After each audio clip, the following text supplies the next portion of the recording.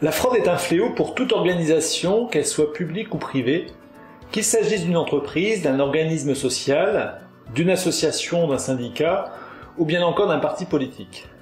La réduction du risque de fraude est donc un impératif universel, puisque concernant toutes les activités organisées. La fraude ne connaît pas non plus les frontières.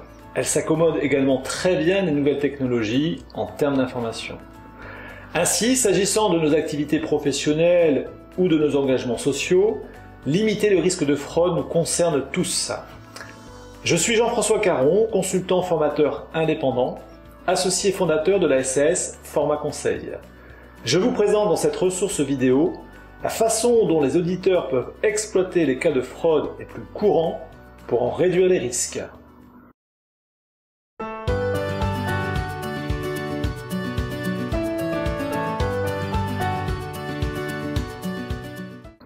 En matière de fraude, l'auditeur interne n'est pas soumis à une obligation de résultat. La mission d'audit ne consiste pas en effet à détecter tout comportement frauduleux ou tout agissement délictueux. Pour autant, ceci ne signifie pas que l'auditeur interne soit désintéressé de toute problématique inhérente à la fraude. Les normes internationales de l'IA sont d'ailleurs assez précises sur le sujet. L'audit interne ne peut pas faire autrement que d'agir en conséquence dès lors qu'il a connaissance d'un fait troublant, laissant supposer qu'un acte frauduleux puisse avoir été commis. Ce principe s'applique à toute mission d'audit, quel qu'en soit l'objet. Les normes stipulent également que l'auditeur interne, sans être un spécialiste de la fraude, doit disposer d'un minimum de connaissances pour être en mesure de capter tout signal d'alerte nécessitant une investigation complémentaire. La fraude étant par nature discrète, il faut donc un regard quelque peu avisé, pour ne pas dire aiguisé, afin d'identifier une situation singulière suscitant des questionnements. Dans tel cas, l'auditeur n'a toujours pas d'obligation de résultat, mais il est obligé en termes de moyens. Sa responsabilité professionnelle serait engagée à défaut de réaction de sa part.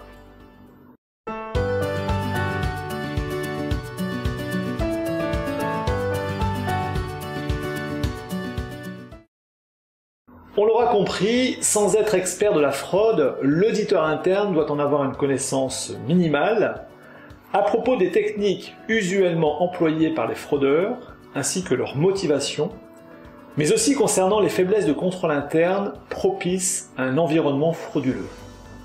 La nature des fraudes couramment constatées est également une source intéressante pour accroître les connaissances de l'auditeur en la matière. À ce titre, les malversations et les tromperies les plus fréquentes sont les suivantes. Premièrement, le détournement d'actifs.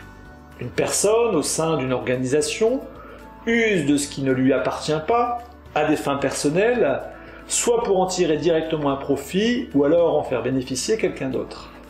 Détourner les actifs d'une entité est l'acte malveillant le plus courant. Ce n'est d'ailleurs pas pour rien que la protection des actifs est un des objectifs du contrôle interne. Ensuite, nous avons le remboursement de frais non justifiés, autre classique en matière de fraude, soit obtenir de son entreprise, de son organisation, le paiement de frais qui ne sont pas d'ordre professionnel ou qui n'existent pas. Bien souvent, les montants en jeu ne sont pas très élevés. Mais au-delà des seules considérations financières, un système par trop permissif en matière de notes de frais peut induire des habitudes contraires à l'intérêt de l'organisation jusqu'à toucher la culture même de l'entreprise. Troisièmement, autre fait courant en matière de fraude, il s'agit de la fausse facture. Techniquement, elle est moins aisée que les deux précédentes. Il faut en effet avoir accès à la facturation, à la comptabilisation, à la trésorerie de l'entreprise pour profiter d'une fausse facture. C'est ainsi que la séparation des fonctions est essentielle pour prévenir ce type de fraude comptable. Quatrièmement, nous avons le salaire fictif. Un usage détourné des outils de paye peut permettre le versement indu de rémunération à une personne considérée comme salariée alors qu'elle ne l'est pas. Le cadrage entre le registre du personnel et des bulletins de paye ne suffit pas pour détecter ce type de fraude. C'est en amont, lors de la création des salariés dans les outils, que les sécurités doivent être les plus fortes.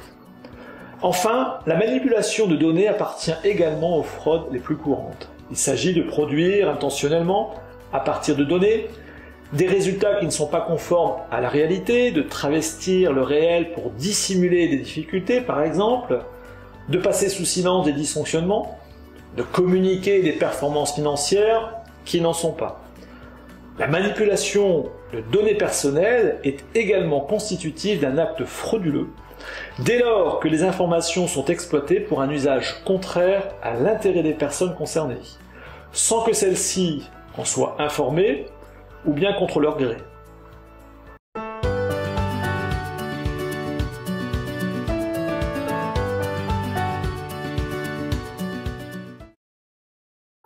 L'imagination est suffisamment vaste pour qu'il soit impossible de cerner tous les cas de figure en matière de fraude.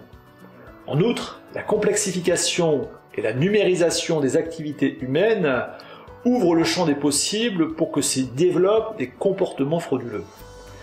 L'impression pour celles et ceux qui subissent ou sont simplement spectateurs d'une fraude est que cette dernière a toujours un temps d'avance par rapport à ce qui vise à l'empêcher. C'est certainement vrai, mais cela ne justifie pas pour autant de baisser les bras, de céder à une sorte de fatalisme. Sinon, ce ne sont pas les fraudeurs qui seront perpétuellement en avance, mais les contrôleurs et les auditeurs qui seront définitivement en retard.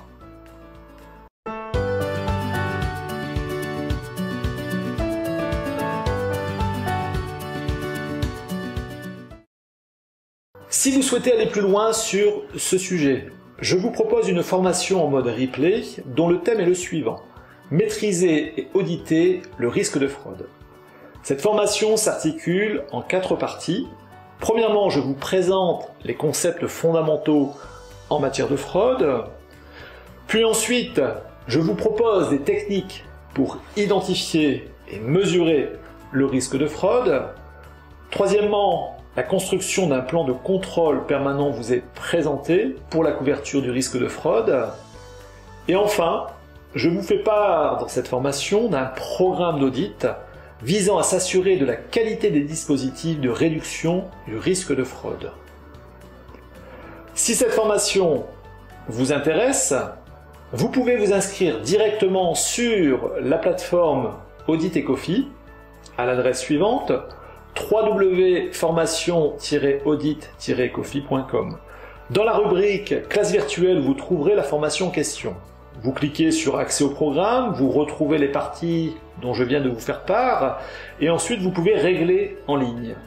Dès réception de votre règlement, je vous envoie les éléments de votre formation, accès à la vidéo de formation, le support de formation et une attestation justifiant de votre participation à cette formation.